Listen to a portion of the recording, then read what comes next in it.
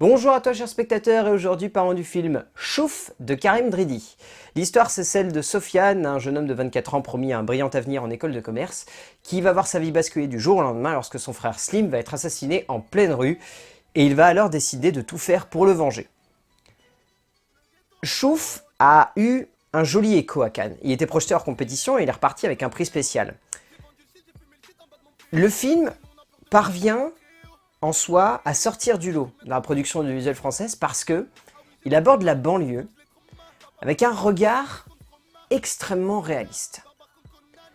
Parce que beaucoup de monde ont critiqué Divine en disant voilà, la banlieue elle est ultra édulcorée, c'est pas comme ça que ça se passe là-bas.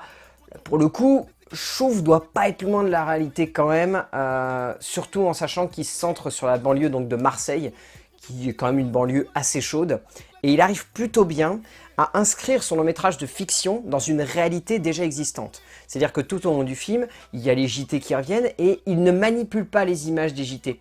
C'est-à-dire qu'il ne va pas retourner des extraits ou des fausses interviews. Quasiment toutes les interviews qui sont montrées à l'écran, c'est des reportages qui sont pris tels quels dans le JT. Et il y a toute cette ambition, on ressent de la part de Karim Dridi, de vouloir ancrer son long-métrage dans le réel. C'est à la fois son plus grand défaut et c'est une de ses plus belles qualités. Parce que le long métrage, on va le voir, il est quand même extrêmement bancal. Il est bancal déjà parce que dans son scénario, Karim Dridi, il a voulu parler d'un personnage, mais en même temps brosser plein de portraits. C'est-à-dire que le long métrage se centre sur un protagoniste, qui est donc Sofiane, mais il va aborder énormément d'antagonistes ou de proches du personnage central, qui peuvent être considérés comme des antagonistes, mais également comme des acolytes du protagoniste. Et c'est là que le film a son énorme défaut. Les antagonistes restent des antagonistes constamment du début à la fin, il n'y a pas de problème, on nous le montre, on le comprend, mais le protagoniste, au bout d'un moment, Dridi, il sait plus où il veut l'emmener dramaturgiquement parlant. Il nous le place comme quelqu'un, comme une brebis en fait. Il nous place comme une brebis qui est complètement égarée et qui ne sait pas ce qu'elle veut. Quand il y a la mort de son frère, il va savoir ce qu'il veut précisément, comprendre pourquoi il est mort et surtout se venger. Quand ça arrive, c'est là que Dridi perd complètement pied.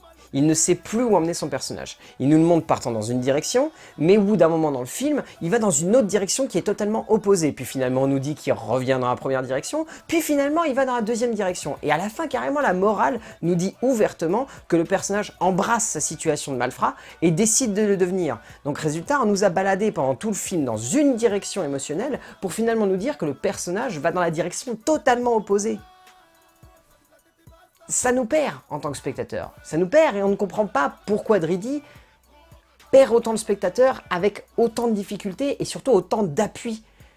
C'est perturbant et c'est pas agréable pour le spectateur de se retrouver comme ça. Mais au-delà de ça, c'est dommage parce que tous les personnages sont très très bien brossés. Il y a vraiment une espèce de manière d'étoffer le buisson de personnages au centre de la narration du film qui est quand même extrêmement intelligente et qui cherche vraiment à développer tout un arc d'émotions et tout un arc de possibilités immersives qu'on voit rarement au cinéma. Et en cela, c'est intéressant. Après, la narration en soi, c'est du film de gangster, donc il n'y a pas vraiment de nouveauté. Et l'avantage, c'est que Dridi, on sent qu'il veut vraiment créer quelque chose de neuf. Il veut pas aller piquer des références qui sont déjà faciles dans le genre. Il cherche vraiment à créer quelque chose de neuf, un peu à mi-chemin entre La Haine et un Scorsese. Donc résultat, il essaie vraiment de trouver le juste milieu. Et ça, il le fait par le biais de la mise en scène. Et là, Dridi, au niveau de la mise en scène, il arrive vraiment à étoffer un style qui a de la gueule, quoi. Visuellement, le film est imposant. Et à la fois, il est super lourd. Parce que, pour tout de suite aborder le point négatif de la mise en scène, le rythme de la mise en scène, au niveau de la scénographie, du montage, du découpage, est extrêmement lent. Et par moments, ça pèse vraiment sur le spectateur. On ne sait pas vraiment comment se repérer, on est un peu foutu le cul entre deux chaises, c'est-à-dire en gros on est à fond dedans, mais en même temps le rythme est lent, donc résultat ça nous perd et on se retrouve à côté de la plaque. C'est un peu gênant, mais il y a ce petit truc au niveau du découpage et de la mise en scène qui fait qu'il y a des images dans ce film qui sont d'une puissance absolument saisissante. Déjà, c'est ultra violent comme film, mais c'est de la violence qui est justifiée par le propos que le long métrage veut amener. C'est-à-dire en gros que ces cités-là, c'est un endroit où on est enfermé et où c'est impossible de sortir, même si on a fait les meilleures études possibles. Et la fin nous le montre très très bien. Et il le fait avec un graphisme qui est de l'ordre de l'image impactante à chaque instant.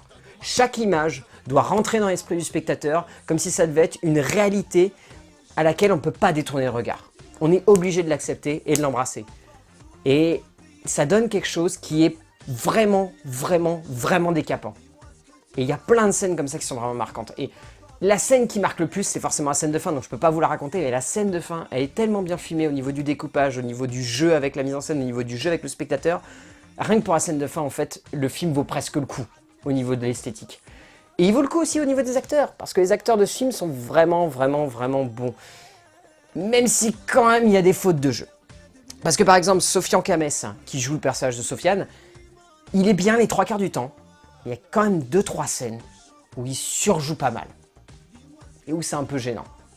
Et ça casse un peu l'immersion. Foued Naba dans le rôle de Reda est vraiment bien. Après, il y a beaucoup d'acteurs secondaires qui s'imposent vraiment à l'écran parce qu'ils sont vraiment bons. Ziné Darar dans le rôle de Marteau est exceptionnel. Il y a des scènes où il fout vraiment les jetons.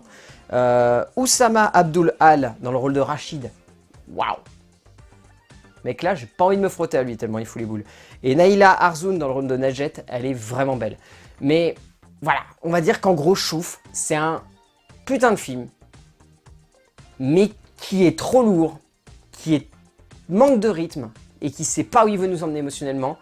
Donc résultat, on n'arrive pas à totalement rentrer dedans, mais il y a quand même du graphisme et des bons acteurs. Donc Chouf de Karim Dridi, si vous avez l'occasion de le voir en salle, allez-y, ça reste un bon film, mais c'est assez particulier. Donc faites attention, et puis c'est quand même bien violent, donc ça peut décaper. A plus!